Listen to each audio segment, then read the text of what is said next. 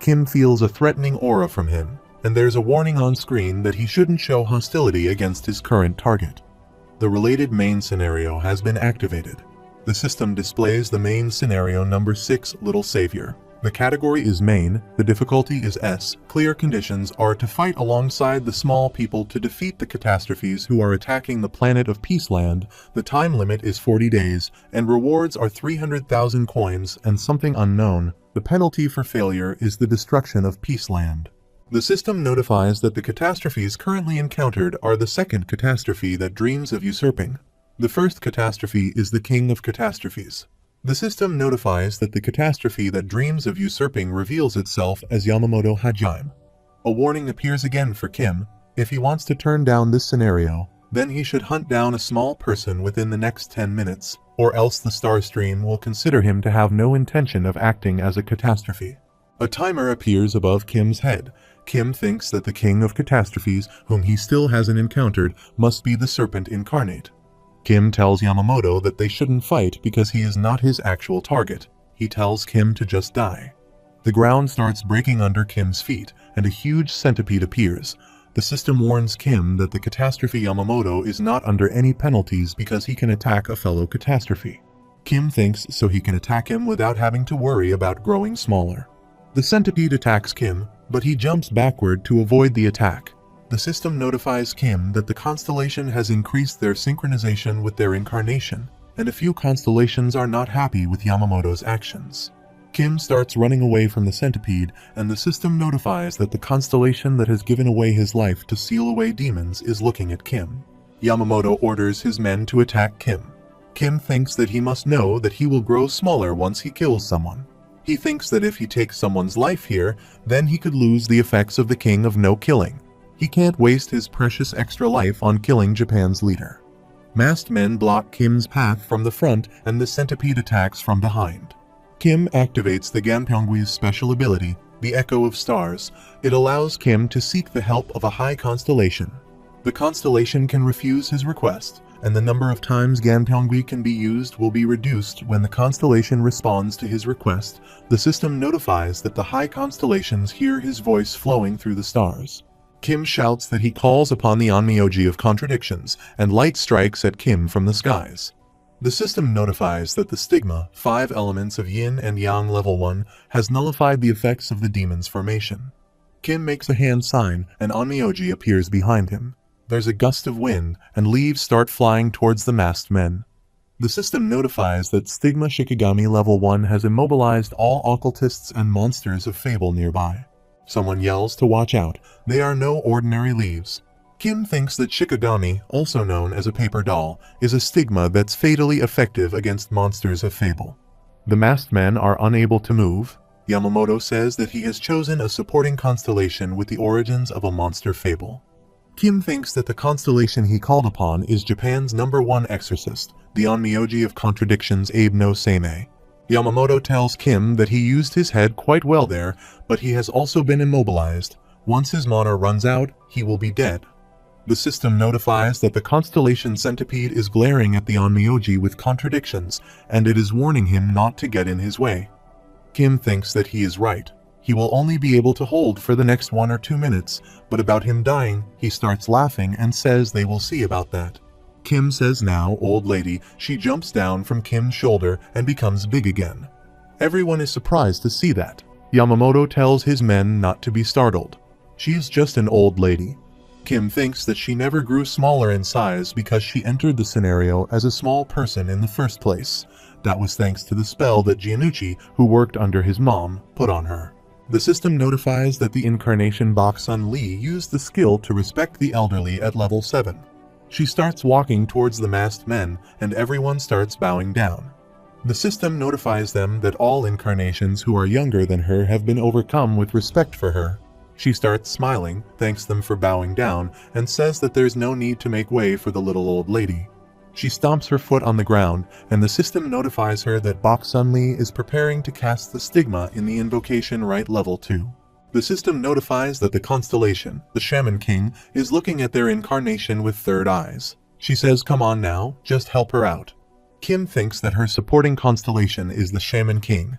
He was the second king of Silla and also a shaman. He went by the name Chachon. Despite being a high-tier constellation, he is known to rarely take part in combat himself. Instead, he passed down one of his mightiest abilities to his incarnation called Invocation Right.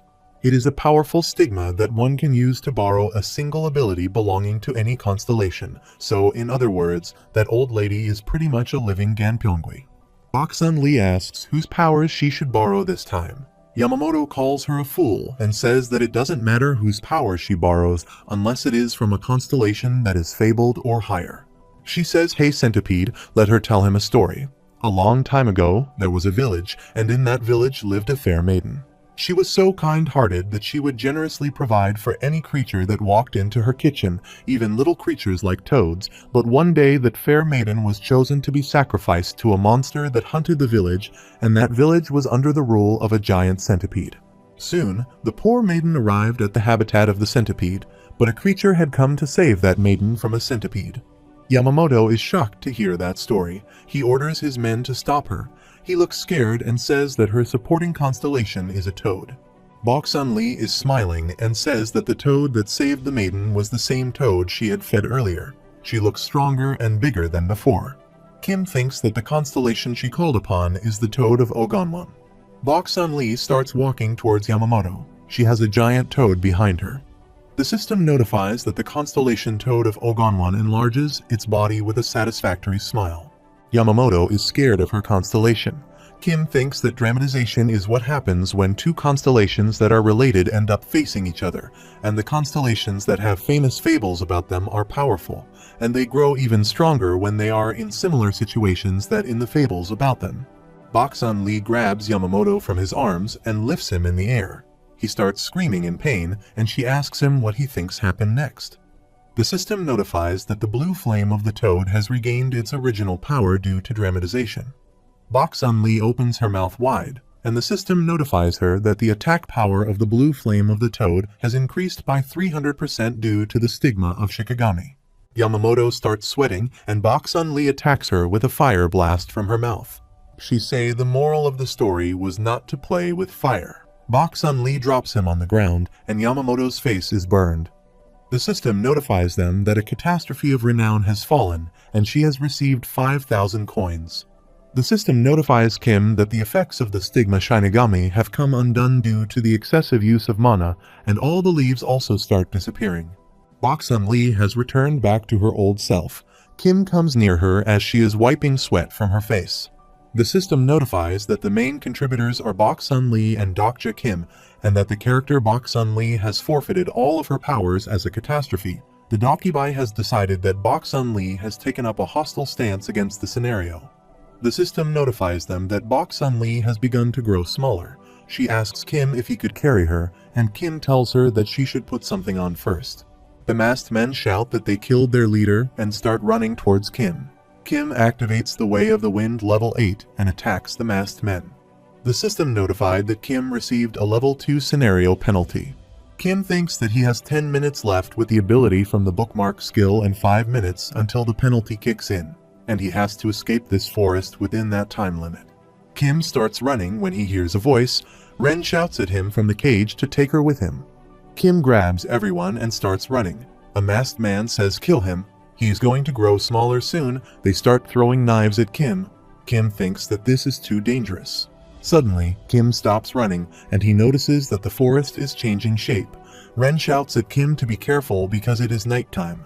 Kim looks up at the sky and says that he remembers now that no one enters the forest of Peaceland after sundown because the forest turns into a labyrinth at night and assumes a shape that's much like the intestine of a monster. Masked men see that their path is blocked by the first, and the system notifies Kim to hunt down a small person within the next minute. Kim thinks that TWSA doesn't have any records on how to escape from the forest. Ren tells Kim to run to the right of that tree over there. Kim starts running. Bok Sun asks Ren if she knows the way out. Ren replies that she knows the forest inside out.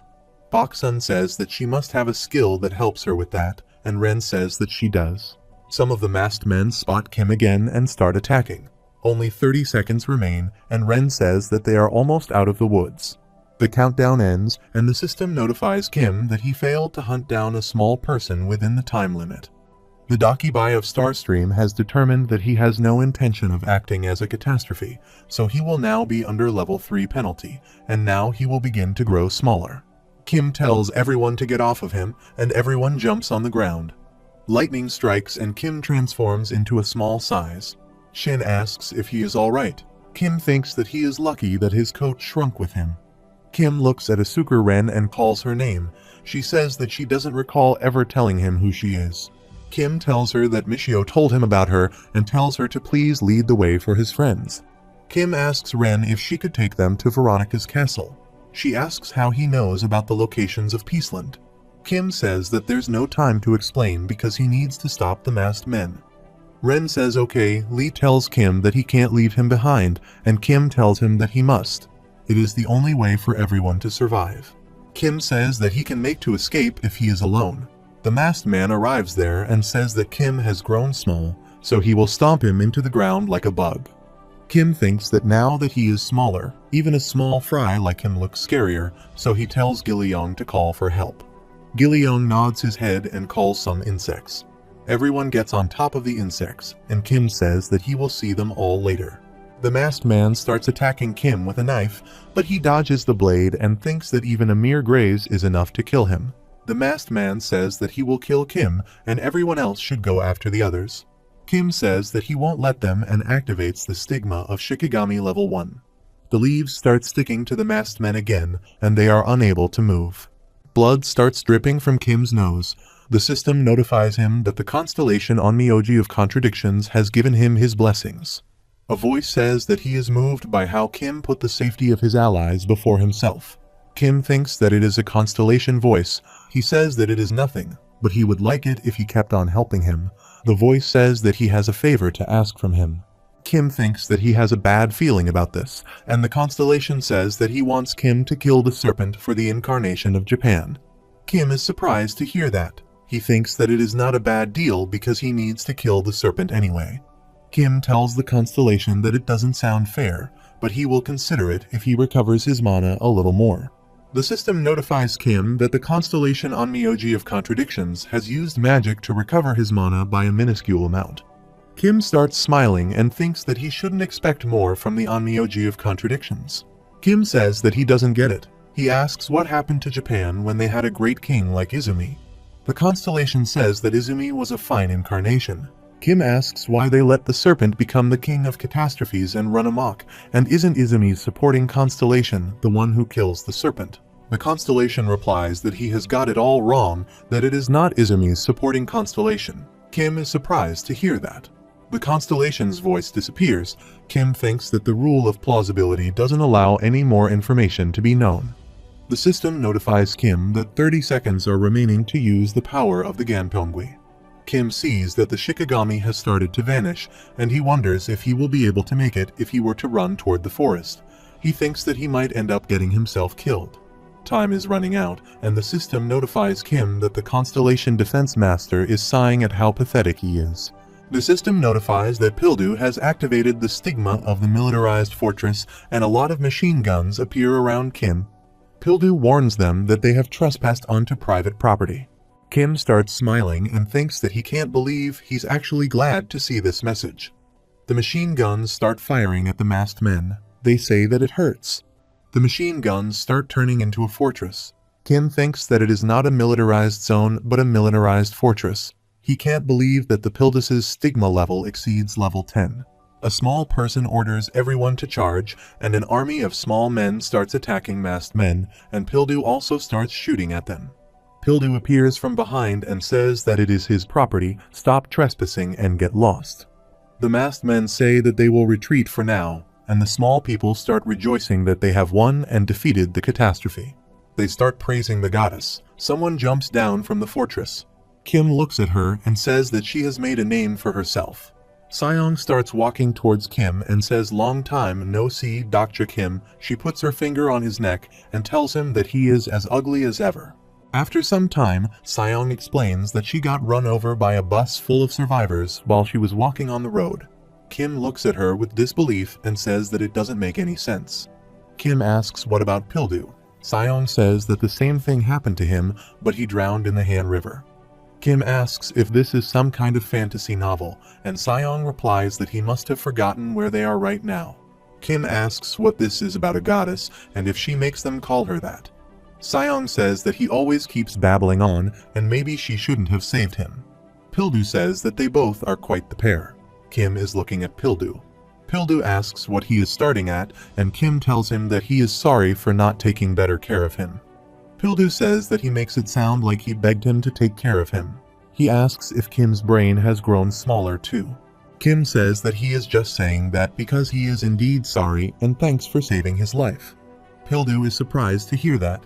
Kim thinks that he feels bad because he cannot keep his promise to the defense master when he tells him that he will take care of Pildu.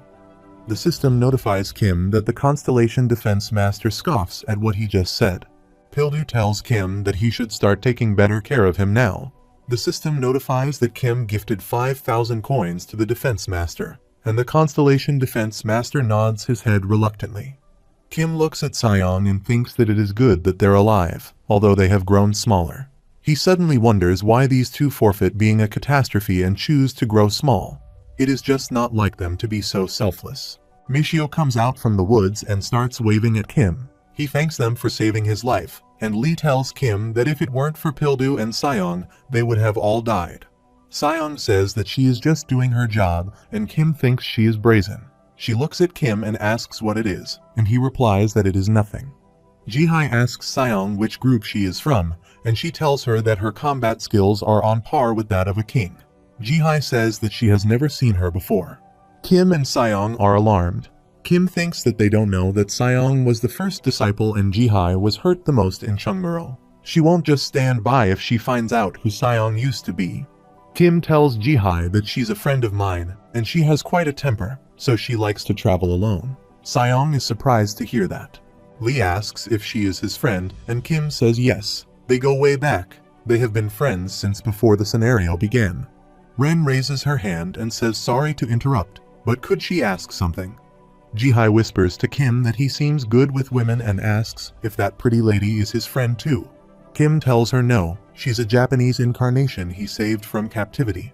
Jihai says they are our enemies. Kim tells her that this scenario isn't a competition between Japan and Korea. It's a battle between the small people and the catastrophes. Seong asks Kim who she is and was she a character in TWSA 2. Kim asks if she doesn't know her. Seong says that she has temper issues, so she doesn't read crappy novels to the end. Kim thinks that if she has read up to episode 100, then she should know what happened.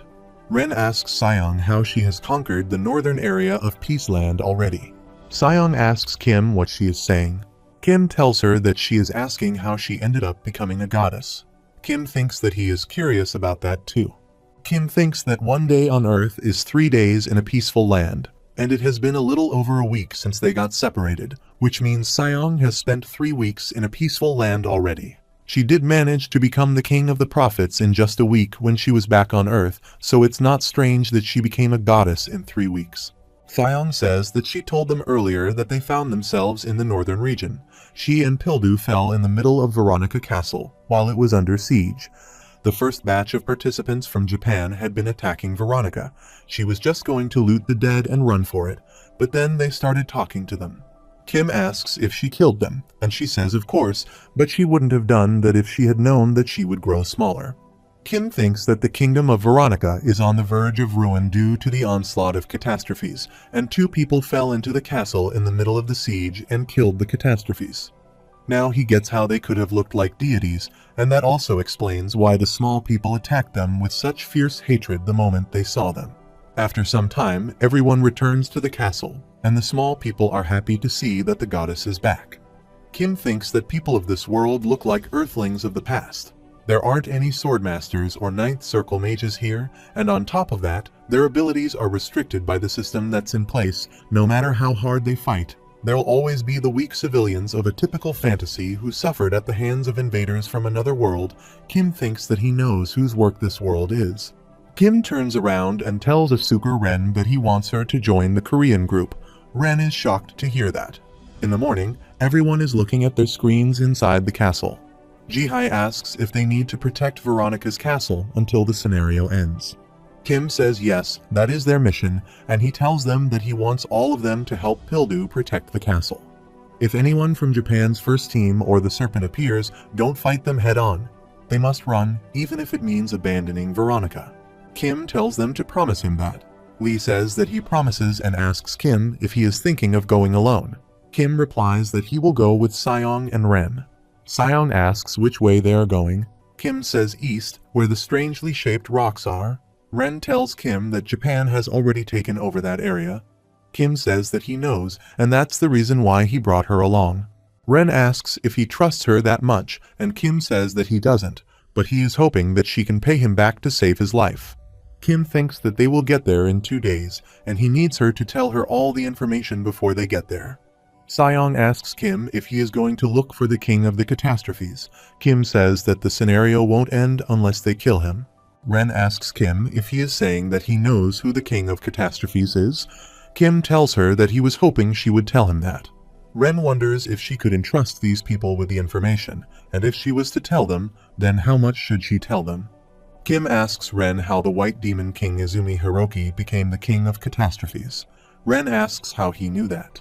The system notifies Kim that he managed to deduce who the King of Catastrophes is, and a few constellations have gifted him 500 coins for his amazing deduction skill.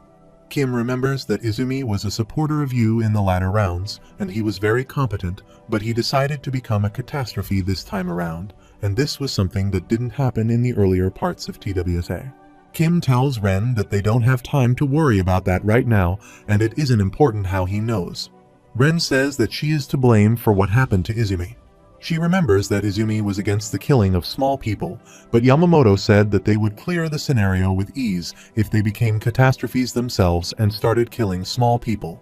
Ren and Izumi were shocked to see that. Kim says that it was she who sent the dimensional carrier pigeon with a note that said not to kill small people. Ren says that the leader sent the other one, saying the opposite. Kim thinks that if they were to become catastrophes, they would have cleared the scenario much easier than any prior scenarios they experienced on Earth. Seong asks Ren if that's why she killed her teammates, and shouldn't the lives of her teammates come before the lives of small people. Kim says that there wouldn't have been a problem if Izumi had used the ruler's throne. Kim activates level 2 of the Omniscient Reader's viewpoint. The system notifies them that he can read a fragment of the character's thoughts due to his lack of understanding. Ren tells Kim that the power of the ruler's throne had little effect on those who had already become a catastrophe. Izumi used the ruler's throne and ordered Yamamoto to stop attacking, but that power had no effect on Yamamoto as he continued killing small men, and the idea of nations such as Korea and Japan became meaningless. There were only 2 teams, small people and the catastrophes, and for someone to control one team, they would have to become the king of that team, so Izumi said that he would become the king of catastrophes. Then Izumi ended up killing small people. Kim asked what happened after that, seeing how she was still alive. The throne seemed to have taken effect. Ren replies that it did, but something strange happened to Izumi. After that, Izumi told her to get away from him and run as far away as possible. Kim is surprised to see that Ren is afraid, even thinking about it. She tells Kim that there's no way for them to kill him because of his supporting constellation. Kim interrupts her and says Sovereign of 8 Heads, also known as the Serpent, and his true name is Yamada no Orachi. There's lightning in the sky. Kim thinks that originally Izumi's supporting constellation in the 3rd round was the one that cut down serpents, but now he has ended up with the Serpent as his supporting constellation. Seong asks isn't Orachi a monster from Japanese folklore, and that's a very powerful constellation. Kim says that the Sovereign of 8 Heads signs a spirit contract with its incarnation, and in return for lending them immense power, they slowly take away the incarnation's ability to control oneself. Seong says that it looks like they have their work cut out for them in this scenario. She tells Kim to go after him right away. He has the ruler's throne with him, so it will be over once they get him. Kim tells her that they can't do that just yet because the scenario has gotten a little more difficult than expected, so they will need some time to prepare. Kim says that they are headed to the area with the strangely shaped rocks to see someone there. Seong asks if it is Yu, and Kim says someone is stronger than him. Seong asks if someone stronger than Yu actually exists. Kim says that he is right, a powerful man who was born in a peaceful land. While traveling, Seong asks Kim if he knows how weak the people here are. There isn't a single swordmaster here, let alone a decent swordsman, and as for magic, all they can do is start a small fire. Seong says that they are like some villagers from an antiquated fantasy novel. It is as if someone gathered the weakest people in one place just to screw with them. Seong is angry and asks Kim why the Dakibai set this place as the stage for the scenario when they like stimulating situations. Kim tells her to calm down and says that this world wasn't created by the Dakibai. He looks back at Ren, and she starts crying and says that she is sorry. Seong is shocked by it. Ren tells them that Peaceland is a comic that she drew, and Kim and Seong look at her in silence.